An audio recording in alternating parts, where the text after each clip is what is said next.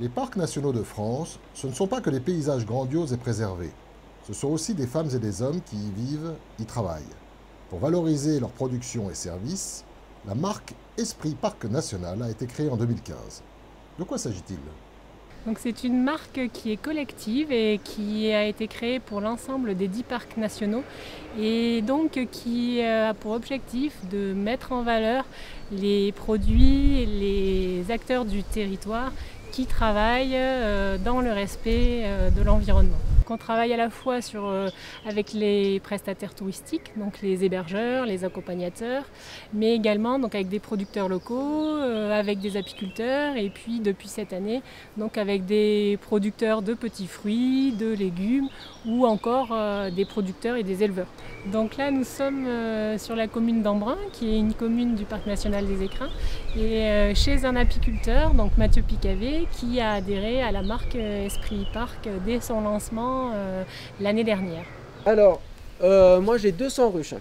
C'est le minimum pour être considéré comme apiculteur à plein temps sur les Hautes-Alpes. Et j'ai adhéré à l'Esprit Parc à son lancement l'année dernière. Depuis que je suis labellisé Esprit Parc, du coup j'ai un peu changé mes manières de transhumer pour essayer de valoriser au maximum mes miels marqués. C'est-à-dire que j'ai mis beaucoup plus de ruches cette année sur les zones du parc que j'avais mis l'année dernière. Dans les critères obligatoires, il faut que la mielée soit issue du territoire du parc national. Donc un apiculteur qui va faire de la transhumance aura seulement une partie de sa production qui sera marquée Esprit Parc. Ça permet de nous mettre en valeur et aussi le parc national fait beaucoup de choses pour nous mettre en valeur également. Cette année, maintenant que mon cheptel est bien lancé, je commence à être un peu rodé et je vais essayer de me libérer un peu de temps pour faire des visites de ruchers l'été pour les gens qui veulent venir voir. Alors, ça fait partie du rôle des parcs nationaux de valoriser les productions locales. Pour nous, on est dans nos missions purement de développement du territoire et du développement local, de circuits courts, de favorisation de ces petits producteurs qui travaillent sur le territoire du parc. Gîtes et chambres d'hôtes bénéficient également de la marque Esprit Parc National. Comment l'obtient-on? Alors en fait, moi j'en ai eu connaissance par l'Office du tourisme local, donc l'Office du tourisme de Vallouise, qui avait fait passer un appel à candidature.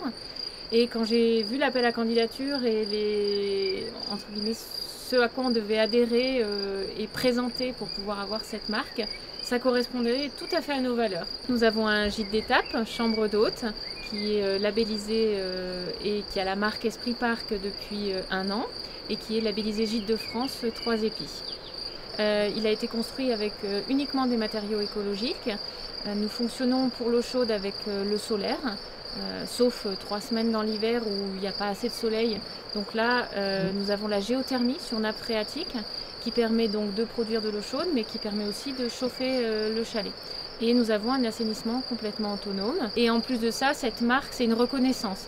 Et ça permet de montrer à la clientèle qu'on est reconnu aussi pour tout ce qu'on apporte aux gens. Et je pense qu'aujourd'hui, les gens sont attentifs à ça. Et le fait d'avoir une marque, eh bien, on se sent soutenu.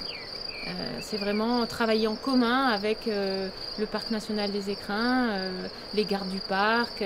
Voilà, c'est un travail commun pour offrir à la clientèle une destination parfaite, on va dire. Randonnée, découverte de la faune et de la flore, les accompagnateurs agréés par les parcs nationaux sont un rouage essentiel. Et pour le parc, c'est important d'avoir des accompagnateurs partenaires parce que pour nous, ce sont de bons ambassadeurs du parc national, de ses valeurs. Et c'est des personnes qui sont qualifiées pour faire découvrir ces différentes facettes. Notre diplôme nous autorise à pratiquer la randonnée pédestre ou la randonnée en raquette. Éventuellement pour certains qui auraient des qualifications complémentaires, du canyoning ou du VTT. Pour ma part, c'est uniquement la randonnée pédestre et la raquette. Et puis très proche de nous, on a cette haute montagne qu'on va aller caresser aujourd'hui en se rapprochant du glacier blanc, donc qui est juste derrière. Le climat aujourd'hui est formidable, typique des Hautes-Alpes aussi. Et vous avez vraiment ce bleu franc, le bleu briançonnais tel qu'on le vend, tel qu'on l'explique à travers vos articles. Hein. Et le plaisir de notre travail, c'est cette médiation entre un public et un milieu naturel où nous on se met au milieu et puis on essaye de raconter un petit peu l'histoire ou de la montagne ou l'histoire d'un animal. Les chiens sont interdits même tenus en laisse. Ça choque parfois certaines personnes puisqu'ils se disent en laisse je dérange pas, mais le problème d'un chien c'est que ça peut amener des parasites, ça amène une odeur, ça amène des excréments. Et pour la faune qui est à l'intérieur, ça peut poser souci. La marque elle a pour objectif de valoriser les productions du territoire, que ce soit au niveau touristique ou agricole, de les aider, oui, et de reconnaître aussi leur savoir-faire, leur façon de travailler, et de se rejoindre sur des objectifs communs, notamment pour nous des objectifs environnementaux.